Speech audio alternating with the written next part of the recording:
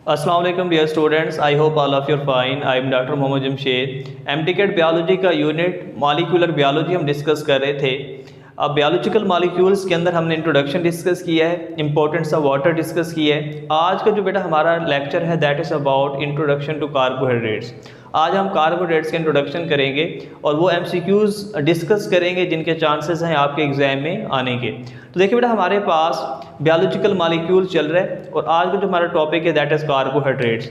अब देखिए बेटा, हमारे पास कार्बोहाइड्रेट्स डेली लाइफ के अंदर हम खाते भी हैं, ठीक है, उनका इनटेक करते हैं। कार्बोहाइड्रेट्स बेसिकली आपकी बॉडी के अंदर जाकर आपको एनर्जी प्रोवाइड करते हैं। अगर आपसे पूछ लिया जाता है कि immediate source of energy body के अंदर क्या है, कार्बोहाइड्रेट्स हैं, लिपिड्स हैं, प्रोटीन्स हैं, तो बेटा आपकी बॉडी के अंदर जो इमीडिएट सोर्स है एनर्जी का दैट इज़ कार्बोहाइड्रेट। ग्लूकोज को बेटा ब्रेक डाउन किया जाता है in the presence of oxygen आपकी बॉडी में और उससे एटीपी बनाई जाती है। देखिए, अगर हम कार्बोहाइड्रेट्स को केमिकली देखें कि इसके अंदर कौन कौन से एलिमेंट्स, कौन कौन से एटम्स प्रेजेंट हैं, तो देखिए बेटा आपको इसमें कार्बन भी नज़र आता है, हाइड्रोजन भी नज़र आता है और साथ बेटा आपके ऑक्सीजन भी प्रेजेंट है। मतलब तीन हमारे पास इंपॉर्टेंट एटम्स एलिमेंट्स प्रेजेंट हैं जो कि कार्बोहाइड्रेट्स को बनाते हैं, कार्बन, हाइड्रोजन एंड ऑक्सीजन। तो इन शॉर्ट हम कभी ने CHO की फॉर्म में भी रिप्रेजेंट कर देते हैं। अब देखिए नेक्स्ट, अगर हम ओल्ड डेफिनेशन को देखें कि कार्बोहाइड्रेट्स की ओल्ड डेफिनेशन क्या है बेटा, तो देखिए ओल्ड डेफिनेशन क्या है बेटा, hydrates of carbon is known as carbohydrates. कि जो कार्बन के हाइड्रेट्स हैं बेटा उन्हें आप क्या नाम देते हैं, कार्बोहाइड्रेट्स का नाम देते हैं। या आप इसे यूं भी कह सकते हैं कि कार्बन एसोसिएटेड विद वाटर, कि आप कार्बन के अंदर अगर वाटर को ऐड कर देते हैं तो जो कंपाउंड बनता है बेटा, जो मॉलिक्यूल बनता है वो क्या होता है, कार्बोहाइड्रेट्स होता है। अब देखिए बेटा, हमारे पास आपने एक बात याद रखनी है, ये एमसीक्यूज के हवाले से बहुत इंपॉर्टेंट है कि कार्बोहाइड्रेट्स के अंदर हाइड्रोजन और ऑक्सीजन की जो रेशो है वो बिल्कुल वही रेशो है जो कि वाटर के अंदर प्रेजेंट है। देखें water H2O, hydrogen oxygen ratio देखें तो कितनी है बेटा, 2:1। यही रेशो 2:1 हाइड्रोजन और ऑक्सीजन की आपको कहाँ नजर आएगी बेटा, कार्बोहाइड्रेट्स में नजर आएगी। ये इंपॉर्टेंट एमसीक्यूज है। Ratio of hydrogen and oxygen is same as present in the water, that is 2:1। Next बेटा हमारे पास देखें एग्जांपल हम देखते हैं ग्लूकोज C6H12O6। तो यहाँ देखें मेरे पास 12 हाइड्रोजन है, 6 ऑक्सीजन है, रेशो आप निकालें तो 2:1 बनती है। इसी तरह बेटा आप सक्रोज को देखें C12H22O11, यहाँ भी आप हाइड्रोजन और ऑक्सीजन की अगर आप रेशो निकालते हैं बेटा तो वो भी कितनी आती है, 2:1। नेक्स्ट बेटा आपके पास स्टार्च है, सेलुलोज है, उसका जो जनरल फार्मूला मैंने यहाँ लिखा है दैट है C6H10O5 ठीक है। एंड रिप्रेजेंट करता है बेटा हमारे पास होल नंबर को, वो कोई भी हो सकता है। Starch and cellulose are polysaccharides, they have high molecular weight. तो यहाँ भी आप अगर हाइड्रोजन और ऑक्सीजन की रेशो देखेंगे तो कितनी मिलेगी आपको बेटा, 2:1 मिलेगी। या दैट इज इंपॉर्टेंट एमसीक्यूज।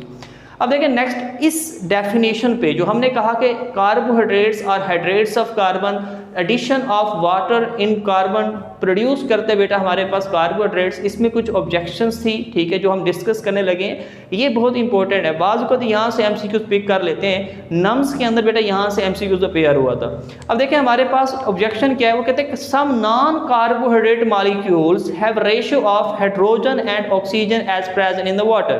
कि कुछ ऐसे भी मॉलिक्यूल्स हैं, अगर हम इसी डेफिनेशन पर रिलाई करते हैं ना कि वो कंपाउंड बेटा कार्बन का जिसमें हाइड्रोजन और ऑक्सीजन की रेशो कितनी है बेटा, 2:1 है, उसे आप क्या नाम देते हैं बेटा, कार्बोहाइड्रेट्स का नाम देते हैं। अब देखिए बेटा हमारे पास ऐसे भी कुछ नॉन कार्बोहाइड्रेट मॉलिक्यूल्स प्रेजेंट हैं जिनके अंदर हाइड्रोजन और ऑक्सीजन की रेशो 2:1 है, but they are not carbohydrates. तो ये नॉन कार्बोहाइड्रेट मॉलिक्यूल्स कुछ प्रेजेंट हैं, जैसा कि हमारे पास बेटा एसिटिक एसिड है। अब एसिटिक एसिड के अंदर देखें बेटा हमारे पास 4 हाइड्रोजन है और 2 क्या है बेटा, ऑक्सीजन। यहाँ भी जो सिंपलेस्ट रेशो मिलेगी आपको हाइड्रोजन और ऑक्सीजन के अंदर वो 2:1 मिलेगी।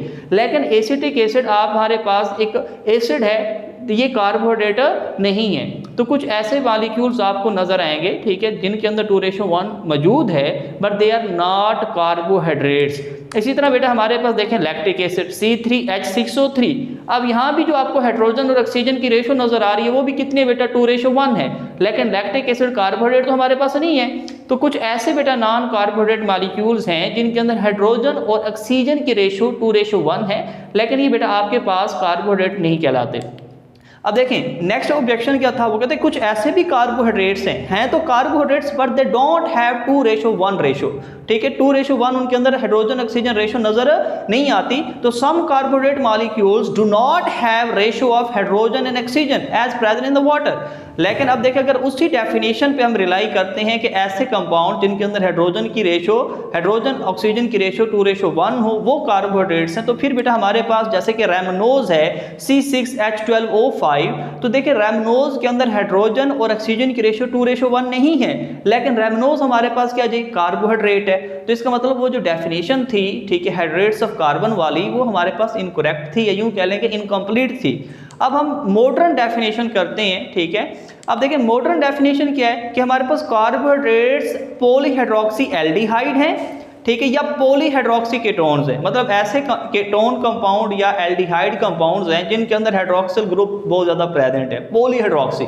तो पॉलीहाइड्रोक्सी एल्डिहाइड या पॉलीहाइड्रोक्सी कीटोन्स को आप क्या नाम देते हैं बेटा, कार्बोहाइड्रेट्स का नाम देते हैं। या ऐसे complex substances which on hydrolysis, जब जिनकी हाइड्रोलाइसिस होती है दे प्रोड्यूस पॉलीहाइड्रोक्सी एल्डिहाइड और polyhydroxy ketones, they are also known as carbohydrates. जैसे कि स्टार्च है, जैसे कि सेलुलोज है, ठीक है, जैसे कि ग्लाइकोजन है। तो जब इनकी हाइड्रोलाइसिस होती है तो आपको ग्लूकोज मिलता है, और ग्लूकोज आपके पास क्या है जी, पॉलीहाइड्रोक्सी एल्डिहाइड है। समझ आ गई बेटा इस बात की। अब देखिए ये हमारे पास ग्लूकोज का स्ट्रक्चरल फार्मूला है। अब देखिए बेटा हमारे पास इसमें कार्बन नंबर 1 के साथ आपको एल्डिहाइड ग्रुप नजर आ रहा है। तो देखिए बाकी हर कार्बन के साथ सिवाय कार्बन वो जिसके साथ फंक्शनल ग्रुप प्रेजेंट है, बाकी हर कार्बन के साथ आपको क्या नजर आएगा, हाइड्रोक्सिल ग्रुप नजर आएगा, ठीक है। इसलिए हम इसे कहते हैं पॉलीहाइड्रोक्सी एल्डिहाइड। ये 6 कार्बन वाली शुगर है बेटा, हेक्सोज शुगर है, ठीक है, और ये एल्डोज शुगर है, ठीक है। एल्डो शुगर का मतलब है इसके अंदर एल्डिहाइड फंक्शनल ग्रुप प्रेजेंट है। अब देखिए ये हमारे पास फ्रक्टोज है, एसोमर है इसका। इसके कार्बन नंबर 2 पर देखिए बेटा, कार्बन नंबर 2 पर आपको कीटो फंक्शनल ग्रुप नजर आ रहा है। तो मैंने पहले भी आपको कहा था कि वो कार्बन बेटा जिसमें आपको फंक्शनल ग्रुप नजर आए, उसके अलावा बाकी हर कार्बन के साथ आपको कौन सा ग्रुप नजर आता है, आपको ग्रुप नजर आएगा हाइड्रोक्सिल ग्रुप, ठीक है। तो देखें एल्डिहाइड हो चाहे कीटो हो, ठीक है, आमतौर पर जो एल्डिहाइड फंक्शनल ग्रुप है वो बेटा हमारे पास कार्बन नंबर 1 के साथ मौजूद होता है, और जो कीटो फंक्शनल ग्रुप है वो बेटा कार्बन नंबर 2 के साथ प्रेजेंट है। जैसे देखें ग्लूकोज में देखें तो ग्लूकोज में कार्बन नंबर 1 के साथ एल्डिहाइड है, बाकी हर कार्बन के साथ हाइड्रोक्सिल ग्रुप आपको नजर आ रहा है। और इसी तरह बेटा अगर आप देखते हैं किस चीज को बेटा, फ्रक्टोज को, वो भी 6 कार्बन वाली शुगर है जस्ट लाइक ग्लूकोज, लेकिन उसके कार्बन नंबर 2 के साथ आपको क्या नजर आ रहा है बेटा, फंक्शनल ग्रुप कीटो नजर आ रहा है, ठीक है। तो बेटा हमारे पास जिस कार्बन के साथ एल्डिहाइड होगा या कीटो ग्रुप होगा, ठीक है, वहां आपको हाइड्रोक्सिल ग्रुप नजर नहीं आता, ठीक है बेटा। अब नेक्स्ट बेटा हमारे पास देखिए जनरल फार्मूला क्या है। अगर हम जनरल फार्मूला की बात करते हैं तो वो है CXH2OY। अब X क्या है और Y क्या है, ये भी MCQs में पूछ लेते हैं कि जनरल फार्मूला कार्बोहाइड्रेट्स का क्या है। तो X बेटा आपके पास होल नंबर है फ्रॉम 3 to many thousand। और अगर हम Y की बात करते हैं बेटा कि Y क्या है, तो Y भी बेटा हमारे पास X के इक्वल भी हो सकता है, ठीक है, और X और Y की वैल्यू डिफरेंट भी हो सकती है। देखिए नेक्स्ट हमारे पास एग्जांपल्स हैं। एग्जांपल में आपके पास सेलुलोज है, स्टार्च है, सक्रोज है, लैक्टोज है। सक्रोज को केन शुगर कहते हैं, लैक्टोज को मिल्क शुगर कहते हैं। देखिए प्लांट के अंदर जो प्लांट का जो आपके पास सेल है, उसकी जो सेल वाल है उसमें आपको सेलुलोज नजर आती है, ठीक है। जितनी बेटा हमारे पास देखें प्लांट के प्रोडक्ट्स हैं, उसके अंदर जो स्टोरेज फॉर्म है कार्बोहाइड्रेट की वो स्टार्च है, ठीक है। अब इसी तरह बेटा केन, ठीक है, जो शुगर केन है, ठीक है, जो गन्ना है, उसके अंदर जो आपके पास शुगर पाई जाती है दैट इज सक्रोज। और मिल्क के अंदर बेटा जो शुगर प्रेजेंट है दैट इज लैक्टोज, ठीक है, जिसे आप मिल्क शुगर का नाम देते हैं। नेक्स्ट बेटा हमारे पास है सोर्सेज ऑफ कार्बोहाइड्रेट्स, ठीक है, सॉरी रोल ऑफ कार्बोहाइड्रेट है। रोल स्ट्रक्चरल रोल भी हो सकते हैं बेटा, ठीक है, और इसका फंक्शनल रोल भी हो सकता है। तो अब देखिए स्ट्रक्चरल रोल कैसे होगा, जाके सेलुलोज है वो प्लांट सेल वाल को बना रहा है, ठीक है। इसी तरह काइटिन है वो फंजाई की सेल वाल में प्रेजेंट है, ठीक है। पेप्टाइडोग्लाइकेन है बेटा ये बैक्टीरियल सेल वाल में प्रेजेंट है। इसी तरह ग्लाइकोलिपिड्स और जो ग्लाइकोप्रोटीन्स हैं दीज आर कंजुगेटिंग मॉलिक्यूल्स, ये किसको बनाते हैं बेटा, extra cellular matrix of bacterial and animal cell.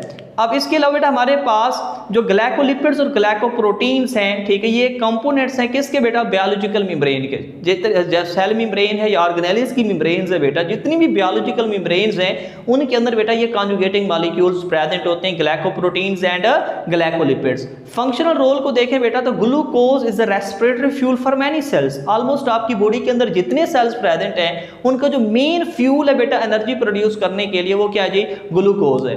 और हमारे पास फ्रक्टोज जो इसका एसोमर है, ठीक है, तो फ्रक्टोज ये इंपॉर्टेंट एमसीक्यूज है बेटा, अक्सर पूछ लिया जाता है। ये रेस्पिरेटरी फ्यूल है एक सेल का, that is male gamete, that is sperm, ठीक है। तो स्पर्म जो चीज को एनर्जी प्रोड्यूस करने के लिए इस्तेमाल करते हैं बेटा वो क्या है, फ्रक्टोज है। तो fructose is respiratory fuel for sperm cell. Next बेटा हमारे पास सोर्स है कार्बोहाइड्रेट्स का। देखिए नेचुरल सोर्स की बात करें तो आपको पता है कि जो ऑटोट्रॉफिक ऑर्गेनिजम्स हैं जैसे कि ग्रीन प्लांट्स हैं, ठीक है, वो करते क्या है, एटमॉस्फेयर से कार्बन डाइऑक्साइड पकड़ते हैं, जमीन से वाटर लेते हैं, in the presence of sunlight chlorophyll observe करते हैं बेटा सनलाइट को, ठीक है, और वो कन्वर्ट कर देते हैं बेटा सोलर एनर्जी को इनटू द केमिकल एनर्जी और ग्लूकोज बना देते हैं, ठीक है। ग्लूकोज कार्बोहाइड्रेट है, मोनोसैकेराइड है।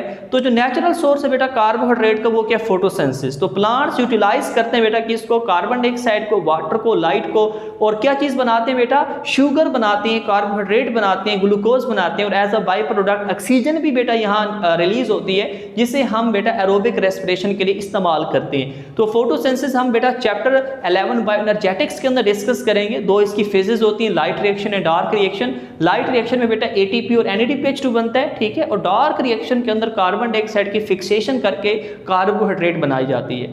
तो देखिए बेटा हमारे पास आज का जो टॉपिक था, ठीक है, जो हमने डिस्कस किया दैट इज इंट्रोडक्शन कार्बोहाइड्रेट्स का। इंशाल्लाह नेक्स्ट लेक्चर के अंदर हम लेकर आएंगे मोनोसैकेराइड्स, ठीक है, मोनोसैकेराइड्स को कंप्लीटली हम डिस्कस करेंगे, ठीक है। तब तक बेटा अल्लाह हाफिज़।